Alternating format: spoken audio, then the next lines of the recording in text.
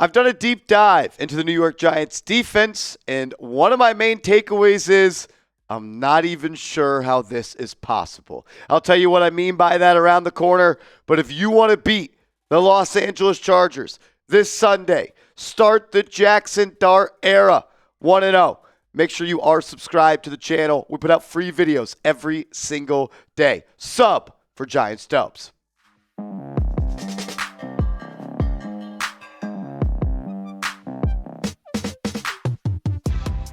This is New York Giants Now by Chat Sports. I am your host, Marshall Green. Appreciate everybody for stopping by as we are just a couple days away from game day.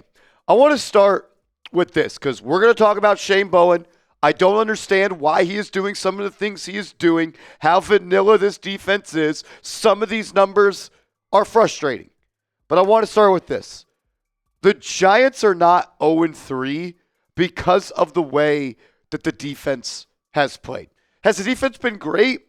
No. Is the defense the biggest problem for the New York Giants? Not even close. But the New York Giants have spent their resources on defense. The Giants have spent their draft picks on defense. And we knew coming into the 2025 season, if the Giants were going to be the team that we could hope they would be, the team that we need them to be, for the Giants to win games this year, they needed to be an elite defense. And they simply have not done that this year. Thought they played solid against the Chiefs, had their moments for 3 quarters against the Commanders, and they made some stops when they needed to against Dallas, just not these stops they needed to the most to win the football games. I guess what I'm trying to say is this. The New York Giants have the 5th most expensive defense in the NFL. Compare the teams on defense that also have extremely high-paid players. Broncos, one of the best. Steelers, one of the best. The Jags defense has been surprisingly good this year. The Vikings, with Brian Flores, they're elite. The New York Giants stick out like a sore thumb here. So you pay your defense the top 5 most money, but you do not get top 5, top 10, top 15, or even top 20 results. And look, the players need to play better. There are plays that are being left on the field. Dropped interceptions, Bobby Okereke not picking up loose footballs, missed tackles, missed coverage assignments, getting beaten man coverage. Like Javon Holland and Paulson Debo have not been great. So I'll say that first. I don't always want to put it on the coaching, but I do believe that Shane Bowen is leaving a lot of juice to be squeezed out of this defense. The New York Giants, if they were going to be a good defense, it's because they were going to be fast, they were going to be physical, they were going to be creative, and they were going to be able to create pressure multiple ways. 4-man fronts, 5-man fronts, bringing 6, exotic blitz schemes, mind games for quarterbacks. Shane Bowen, in my opinion, does not give the Giants any advantage on defense. I can even go as far as to say he gives the Giants a disadvantage. How is this possible? Part 1. The New York Giants, a team that was built to win with their defensive line. Brian Burns, Dexter Lawrence, Kayvon Thibodeaux, and Abdul Carter. All they do is just rush straight. Their stunt rate, meaning how often are they stunting? How often are they mixing up the way that they get after the quarterback? What are the games that they're playing? The Giants do that at just a 7% clip, meaning 93% of the time, it's just a straight pass rush. That ranks 31st in the NFL of 32 teams. It's not just this year either. He did it last year as well, and that's the biggest problem for me.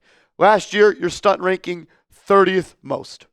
So you're doing the same exact things that you did last year, even though you've added Abdul Carter. So you add another weapon. You add another toy to your toy chest of ways to be exotic, ways to be aggressive, ways to get after the quarterback, and you're running the same defense you did last year. That is a red flag in coaching. When you don't adjust the way that you deploy your team, the way that you schematically want to win football games, when you add a X factor and a chess piece like Abdul Carter, That shows me that Shane Bowen doesn't have enough going on in between the years to get the most out of this defense. Like, what do they do at practice all week? You run cover 1 30+% of the time. You don't bring pressure. You're not exotic. You don't run games. You don't have stunts. Shane Bowen just says, you know what? We're calling cover 1. Abdul, Brian, Dex, Kayvon, go get him, boys. Go get him. Shane Bowen is the type of defensive coordinator where he just hopes his players are better than the other team. He doesn't add anything into the game plan to give his players an advantage. It's just, hey, we're going to blitz 4. We're going to play cover 1 behind you, and we're going to hope that you guys just win. He never plays games with the quarterback. He never makes the offensive line think. And when he does, it almost always works. Go watch the Minnesota Vikings this week. Watch how Brian Flores plays defense. There's 7 people on the line, then they're dropping 8 into coverage. Then there's 2 people on the line, and they bring 8. Then there's nobody in the dirt, nobody's hands in the dirt, 11 people all on their feet. And this guy's moving this way, this guy's moving this way, this left end is dropping that way. It makes it almost impossible to game plan for. Whereas against the Giants, they're not going to stunt. They're not going to blitz. They're going to line up in these vanilla coverages. And we're going to know what we want to do with the football before we even have to say hut. Shane Bowen, he just puts a cap on how good this Giants defense can be. It's almost like you shouldn't have hired a defensive coordinator that didn't even run a defense in Tennessee. That was Mike Vrabel's defense, ladies and gentlemen. You can't fire him now either, I'll tell you that much, because Brian Daboll's already had to move on from a defensive coordinator. You don't get to have 3 defensive coordinators in just 4 years as a head coach. How is this possible? Part 2. The Giants rank 23rd out of 32 teams in a stat that I like to call Havoc, which it is called, which I like to reference. Havoc is what is the percentage of plays a defense gets either a tackle for loss, forced fumble, interception, pass breakup, or pressure. How often does your defense create havoc? You would think a defense with 5, 0, 51, 97, 58, 8, 27, 21, all those guys, all those high-paid players, all those difference makers. You would think a defensive coordinator to put them in a spot to create havoc. Nope, not Shane Bowen. 23rd. 33% of the time you essentially do this. I don't understand it. But I think I know why. Because you run the same thing every single week.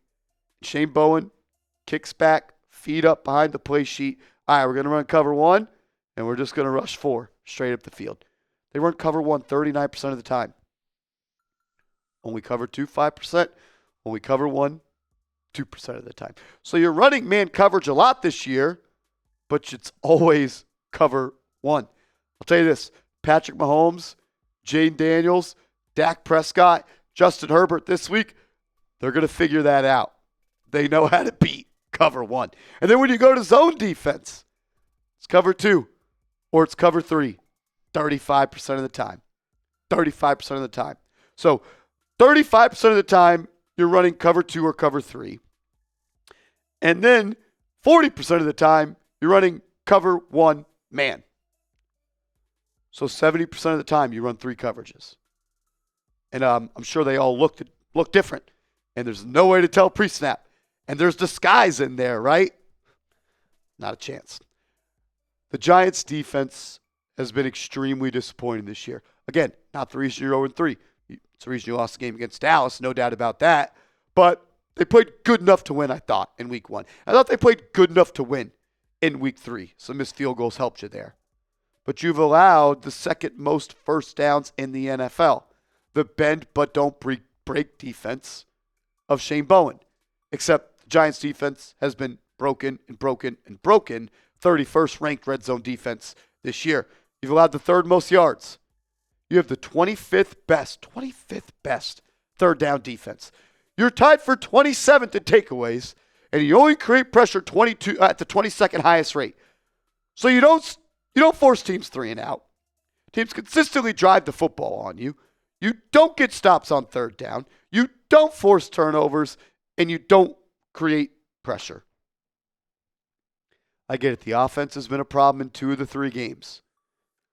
But when all your money is spent on defense and you don't produce, it's tough to win football games.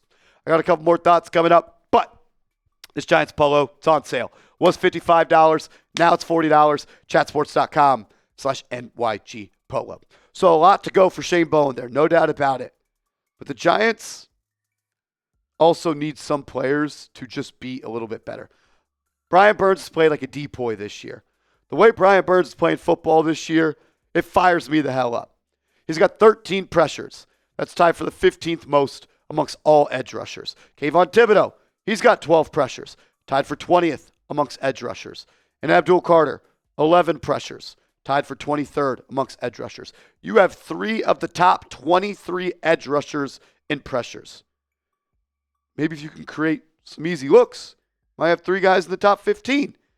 Giants do have to turn these pressures into sacks. Abdul Carter has to get Patrick Mahomes on the field. We need that. Dexter Lawrence, I love you, my man. I always will. Dexter Lawrence is the only player on this team that I am giving grace for his slow start, to be honest with you. And if the Giants want any chance to win in Week 4 against the Los Angeles Chargers, you're going to need a sexy Dexy game. He has just not been at his best this year.